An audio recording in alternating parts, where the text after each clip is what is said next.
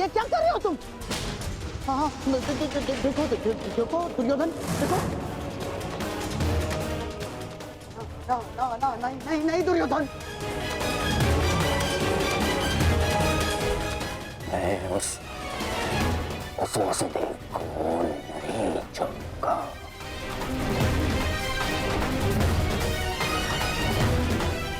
ना पांडवों को नहीं छोड़ूंगा। ये क्या कर रहे हो? क्या कर रहे हो तुम दुर्योधन? ईश्वर के लिए शांत हो जाओ। देखो कुछ नहीं होगा, मैं बता रहा हूँ, विश्वास रखो मुझ पर। आप शांत हो जाइए, अन्यथा मैं आपको शांत कर दूंगा। नहीं, देखो दुर्योधन। हाँ, शांत हो जाओ दुर्योधन। देखो तनिक सोचो, पौंड्रक के जाने से हमें कोई हानि नहीं पहुंची है दुर्योधन। इस संसार में हर कोई अपना एक प्रयोजन लेकर आता है और पौंड्रक ने भी यही किया। पौंड्रक का केवल एक ही प्रयोजन था कि वो मद्रराज शल्य को भ्रमित कर दे, और पौंड्रक ने अपने जीवन का प्रयोजन सिद्ध कर दिया है दुर्योधन। अब हमारे पास 11 अक्षौणी सेना है और पांडवों के पास केवल 7 दुर्योधन, केवल 7। अब ये विलाप का समय नहीं है, उत्सव का समय है। उत्सव मनाओ। वो तो ठीक है मामाश्री, परंतु मैं उस वासुदेव का कौतुक भुला नहीं पा रहा हूं।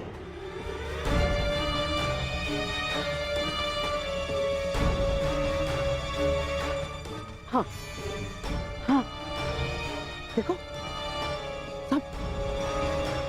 सब ठीक हो जाएगा दुर्योधन। हाँ, तुम बैठो। अब ये सब कुछ छोड़ो ना दुर्योधन। देखो, युद्ध में वो कृष्ण छलिया कुछ नहीं कर पाएगा। पूछो क्यों? तो निहत्था है वो। अब इस समय हमारा पक्ष सबल है, हमारा पक्ष, और पासा हमारे हाथ में है दुर्योधन, हमारे हाथ में। कैसा पासा? अब देखो, कल युद्ध के नियम निर्धारित किए जाएंगे। ऐसे नियम बनाऊंगा कि पांडव पक्ष आ जाएगा, और फिर वो छलिया कुछ नहीं कर पाएगा वो छलिया।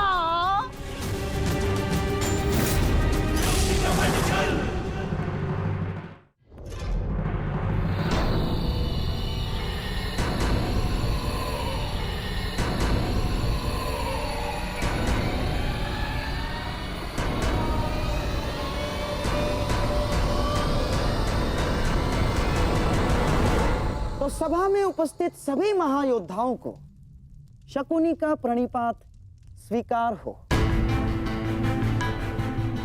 जैसे कि हम सब जानते हैं कि हम सभी एक महायुद्ध में भाग लेने जा रहे हैं, परंतु बड़े खेद के साथ एक बात सूचित करना चाहूंगा इस सभा में। जैसे कि हम अर्थात कौरवों पर हमेशा से, सदा से लांछन लगते आ रहे हैं, आरोप लगते आ रहे हैं कि हम छल करते हैं, हम कुचक्र करते हैं, हम षड्यंत्र रचते हैं, है ना वासुदेव?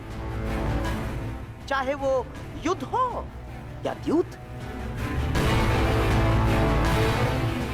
इसीलिए आपके मन से वो भ्रम निकालने के लिए इस खुली सभा का आवाहन किया गया है।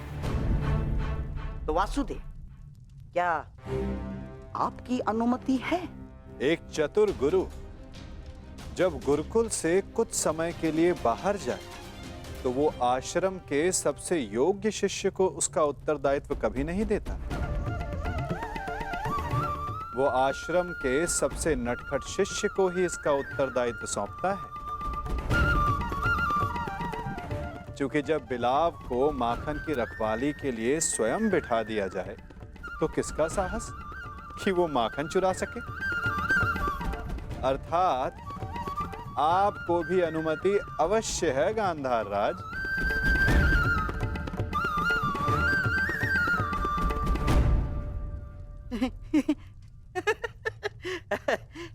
वासुदेव, आपका विनोद समझने में मैं असक्षम हूँ। मेरे कहने का आशय मात्र केवल इतना है गांधार राज कि मैं आपके वचनों से सहमत हूं। यद्यपि युद्ध सीमा बढ़ाने या सीमा पर अतिक्रमण रोकने के लिए होता है, तो युद्ध के नियम और सीमा निश्चित कर लेना आवश्यक है। क्योंकि यही नियम, यही सीमाएं इस युद्ध को धर्म युद्ध बनाएगी। तो ये बात आप सरल मार्ग से भी बता सकते थे वासुदेव। यदि आपका भाषण समाप्त हो गया तो हम युद्ध के नियमों पर चर्चा करें। वैसे भी हमारे और आपके पक्ष की सेना के अंतर को देखते हुए यह युद्ध केवल औपचारिकता मात्र रह गया है।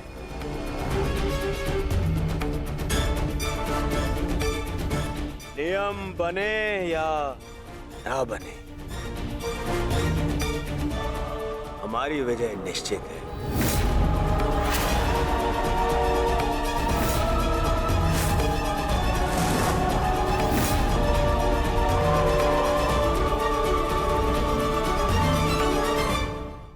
नियम बने या ना बने, हमारी विजय निश्चित है। इस आत्मविश्वास का कोई एक कारण तो बताओ।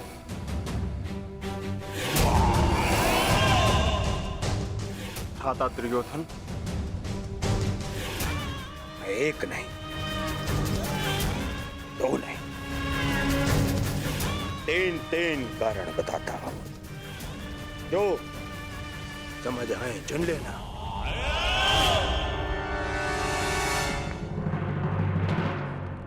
पहला कारण, पितामह भीष्म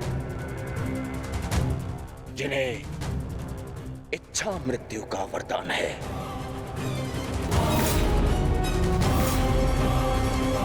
दूसरा कारण,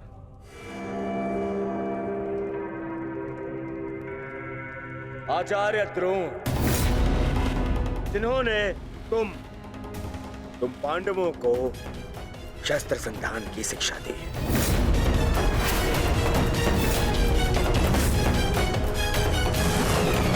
क्या इनके धनुष को काट सकने का समर्थ है तुम में से किसी के पास भी? इनका समर्थन भी मेरे पास में। तीसरा कारण,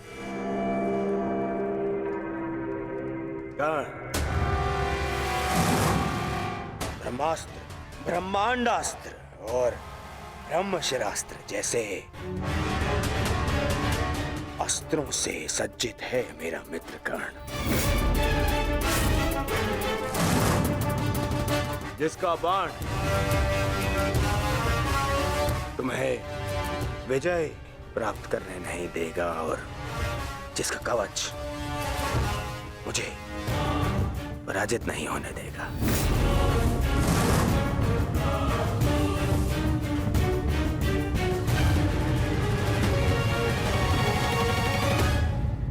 इसके अतिरिक्त मामा शकुनी, जिनकी कूटनीति का तोड़ तुम में से किसी के पास नहीं है। हाँ मामा श्री,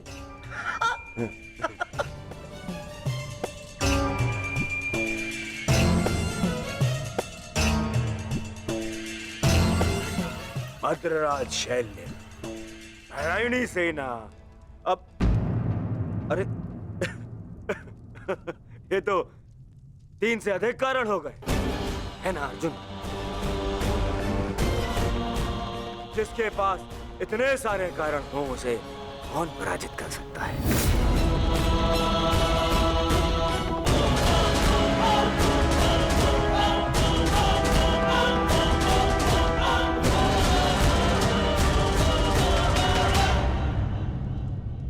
विजय और पराजय का निर्णय तो युद्ध के अंतिम दिन होगा हस्तिनापुर युवराज। नियम तो केवल युद्ध का मार्गदर्शन करते हैं। अंत में कौन कितनी सीमा में रहता है और किसे सीमा तोड़ने का दंड मिलेगा, ये तो समय ही बताएगा।